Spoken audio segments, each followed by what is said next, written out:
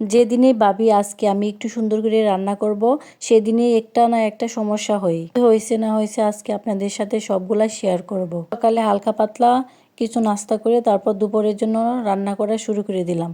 আসসালামু আলাইকুম, সবাই কেমন আছেন? আমিও আলহামদুলিল্লাহ অনেক ভালো আছি।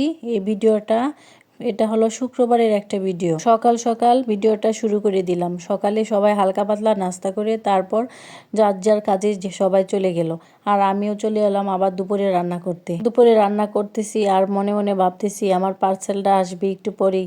আমি খুশিতে মানে মনটা এত খুশি লাগতেছে যে আমার পার্সেলটা আসবে বাসায় আর একটু পরেই। যে এত বাটপার মানে বাটপারি করে আমি কল্পনা করতে পারি না। তারপর আস্তে আস্তে সবগুলো রান্না শেষ করে বাচ্চাদেরকে গোসল করে নিলাম।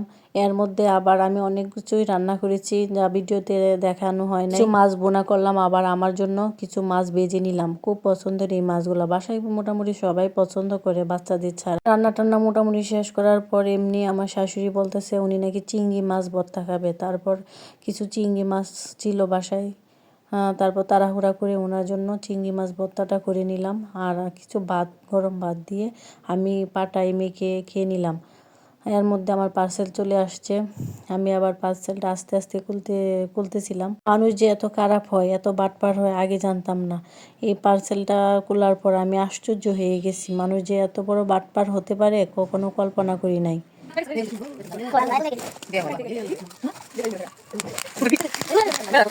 আমাদেরকে একটা পুরান মানে ব্যবহার করা জিনিস আমাদেরকে পার্সেল করে পাঠিয়েছে। আবার ফোন দেওয়ার পরেও উনি রিসিভ করছেন না ফোনটা। বড় বাটপার দেখেন।